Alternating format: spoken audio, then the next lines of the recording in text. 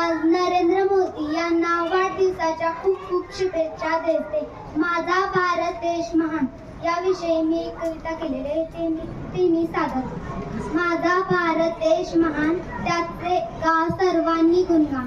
भारतरत्न सर्वोच्च नागरी पुरस्कार, येथे सर्वांचा चालतो सुरळीत संसार.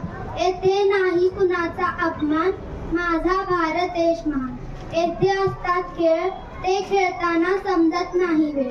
भारत माता अनमोल तारा, येथे सुंदर वाण. आमच्या सैन्याचे कर्तृत्व छान, माझा भारत देश महान. सैनिकांनी दिले बलिदान, म्हणूनच देशाला जगात मान. प्रत्येक संतांचे नाव कडे कपारी, म्हणून त्यांचे अभंग ऐकले जातात दारोदारी. येथे कुणाचेही नाही गाणे बजावणे, सर्व राहतात पुण्या गोविंदाने. या भारतात शूरांचे सन्मान होतात, माझा भारत देश महान. माझ्या भाषणाचे नाव आहे खेळ आणि क्रीडा यांचे महत्त्व. खेळ हा प्रत्येकाच्या आयुष्यातला अत्यंत आणि उपयुक्त भाग आहे. अभ्यास किंवा पुस्तके खेळांपेक्षा जास्त महत्त्वाचे असतात असे अनेकांचे मत असते, पण खरे वक्तव्य हे आहे की खेळ आणि पुस्तके हे दोघेही जीवनात जास्त महत्त्वाचे आहे.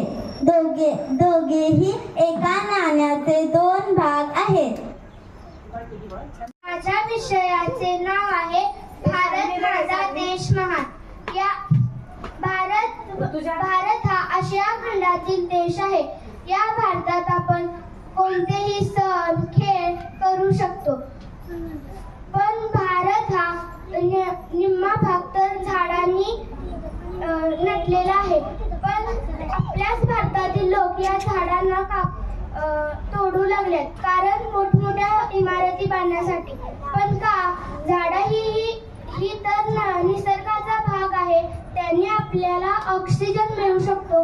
पण आपल्याला एवढा माज करायचाच आहे तर झाडांचं करणं, उगाच इमारती बांधून कशाला.